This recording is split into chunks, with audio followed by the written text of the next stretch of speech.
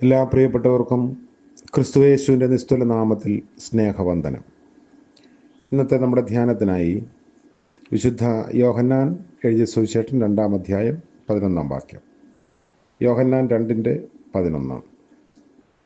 യേശു ഇതിനെ അടയാളങ്ങളുടെ ആരംഭമായി ഗലീലയിലെ കാനാവിൽ വെച്ച് ചെയ്തു, തൻ്റെ മഹത്വം വെളിപ്പെടുത്തി. അവൻ്റെ ശിഷ്യന്മാർ അവനിൽ വിശ്വസിച്ചു. കർത്താവിൻ്റെ പരിശുദ്ധ നാമം വാഴ്ത്തപ്പെടട്ടെ. വിശുദ്ധ യോഹന്നാൻ എഴുതിയ സുവിശേഷം 2-ാം അധ്യായം 1 മുതൽ 11 വരെയുള്ള വേദഭാഗം വായിച്ച് ഈ ധ്യാനത്തിൽ പങ്കെടുക്കണമെന്ന് സ്നേഹത്തോടെ ഓർപ്പിക്കട്ടെ.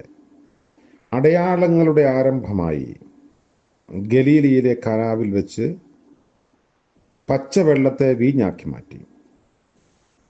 തന്നെ അനുഗമിച്ച നഥനയേലിനോട് ഇതിനേക്കാൾ വലിയവ നിങ്ങൾ കാണുമെന്ന് യേശു പറഞ്ഞ വാക്കിന് നിവൃത്തി വന്നു തുടങ്ങുകയാണ് ഈ സംഭവത്തിലൂടെ. ഒരു ഗ്രാമീണ കുടുംബത്തിൽ നടന്ന വിവാഹത്തിൻ്റെ സന്തോഷത്തിൽ യേശുവും ശിഷ്യരും ക്ഷണിക്കപ്പെട്ടവരായി പങ്കെടുക്കുകയായിരുന്നു. യേശുവിൻ്റെ മാതാവിനും നിർണായകമായ പങ്കുചേരലുണ്ടായിരുന്ന ഒരു വിവാഹമായിരുന്നു അത് എന്ന് തോന്നുന്നു. വീഞ്ഞ് തീർന്നു പോകുന്ന വലിയ നാണക്കേട് അവിടെ ഉണ്ടായി. യേശു ആ സാഹചര്യത്തിൽ ഇടപെട്ട് വീഞ്ഞ് നൽകി കൊടുക്കുകയും ആ വീടിനെ ലജ്ജയിൽ നിന്ന് കരകയറ്റുകയും ചെയ്തു.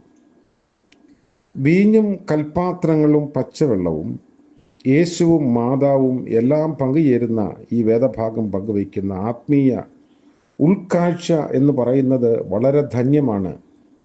വെള്ളം വീഞ്ഞാക്കി മാറ്റിയ വലിയ അത്ഭുതം അല്ല നമ്മുടെ ശ്രദ്ധയെ ആകർഷിക്കേണ്ടത്.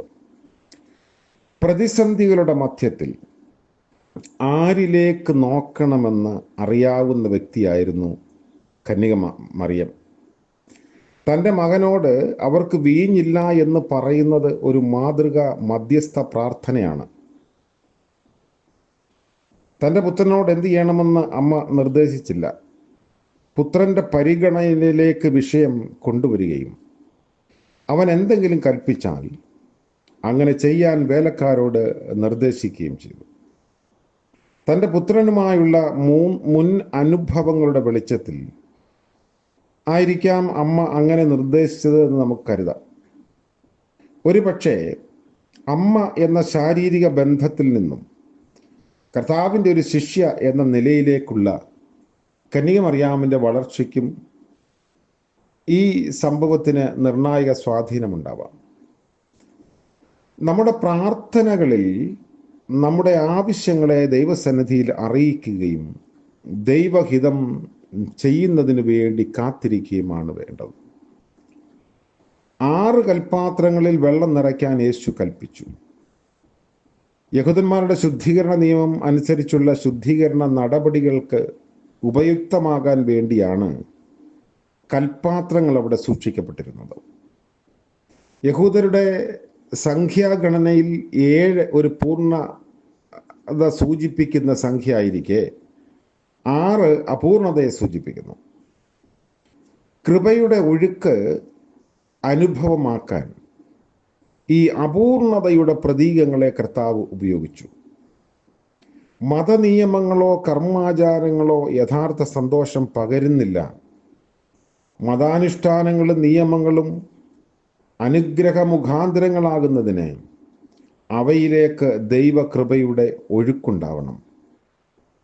കേവല കൽപ്പാത്രങ്ങൾക്കോ അവയിൽ നിറച്ച് സൂക്ഷിക്കുന്ന വെള്ളത്തിനോ യഥാർത്ഥ സന്തോഷം നൽകാൻ കഴിയില്ല.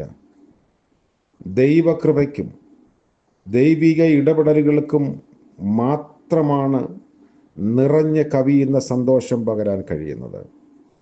യേശു പകരുന്ന സന്തോഷത്തിൻ്റെ ആകെത്തുക സകല മാനുഷിക കണക്കുകൂട്ടലുകൾക്കും അതീതമാണ് എന്ന് ഈ വേദഭാഗം നമ്മെ ഓർമ്മിപ്പിക്കുന്നു. നമ്മുടെ കണക്കുകൂട്ടലുകൾ പിഴച്ചു പോകാൻ സാധ്യതയുണ്ട്. നമ്മുടെ നിഗമനങ്ങൾ ഒരു പക്ഷെങ്കിൽ നമ്മൾ ആഗ്രഹിക്കുന്നത് പോലെ അല്ല എന്ന് വന്നേക്കാം. അതുകൊണ്ട് മനുഷ്യനെത്ര സമർത്ഥനായാലും അവൻ്റെ കണക്കുകൂട്ടലുകൾക്ക് ചില പരിമിതികൾ ഉണ്ടാവുമെന്ന് ഈ വേദഭാഗം നമ്മെ ഓർമ്മിപ്പിക്കുന്നു. അവിടെ യേശു കർത്താവിൻ്റെ നിർണായകമായ ഇടപെടലല്ലാതെ നമുക്കൊരു പരിഹാരമില്ല. അവിടെ ജീവിതത്തിൻ്റെ മനുഷ്യന് നികത്താൻ സാധിക്കാത്ത എല്ലാ പ്രശ്നങ്ങളുടെയും മധ്യത്തിൽ കർത്താവിൻ്റെ കരം പ്രശ്നപരിഹാരത്തിനായി നമ്മുടെ പരിമിതികളെ അകറ്റാൻ അത് മാത്രമേ ഉള്ളൂ എന്ന ബോധ്യം ഈ വേദഭാഗം വായിക്കുമ്പോൾ നമുക്കുണ്ടാവണം. കർത്താവ് നമ്മുടെ പരിഹാരകനാണ്, നമ്മുടെ ഇല്ലായ്മയെ അകറ്റുന്നവനാണ്. ആ ദൈവസന്നിധിയിൽ നമ്മെ തന്നെ സമർപ്പിച്ച് നമുക്ക് പ്രാർത്ഥിക്കാം.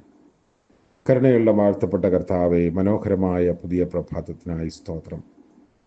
അവിടുന്ന് ഞങ്ങളുടെ ഇല്ലായ്മകളിലും വല്ലായ്മകളിലുമൊക്കെ കൂടെ ഇരിക്കുന്ന ദൈവമാണല്ലോ. ഇന്നത്തെ പകൽക്കാല ജീവിതത്തിൽ അങ്ങയുടെ കൃപയിൽ അടിയങ്ങൾ ആശ്രയിക്കുന്നു. ഞങ്ങളുടെ പരിമിതികളിൽ ഞങ്ങളോട് കരുണയുണ്ടാവണമേ. ഞങ്ങളുടെ ഇല്ലായ്മകളിൽ കർത്താവെ അവിടുന്ന് അത് പരിഹരിക്കണമേ. മറ്റുള്ളവർക്ക് വേണ്ടി പ്രാർത്ഥിപ്പാൻ ഞങ്ങളെ സഹായിക്കണമേ. ഇന്ന് ജന്മദിനം ആഘോഷിക്കുന്നവർക്ക് വേണ്ടിയും വിവാഹവാർഷികം ആഘോഷിക്കുന്നവർക്ക് വേണ്ടിയും വിശേഷമായി പ്രാർത്ഥിക്കുന്നു. അനുഗ്രഹങ്ങളുടെ കരുണകളുടെ പുതിയ അനുഭവത്തിലേക്ക് അവിടുന്ന് നയിക്കണമേ. യേശു മിശിഹാ മൂലം പ്രാർത്ഥന കൃപയോടെ കേൾക്കുമാറാകണമേ. ആമേൻ. സകല ബുദ്ധിയെയും കവിയുന്ന ദൈവിക അനുഗ്രഹവും കൃപയും കാവലും നാം ഏവരോടും കൂടെ ഇന്നും എന്നേക്കും ഉണ്ടായിരിക്കുമാറാകട്ടെ. ആമേൻ.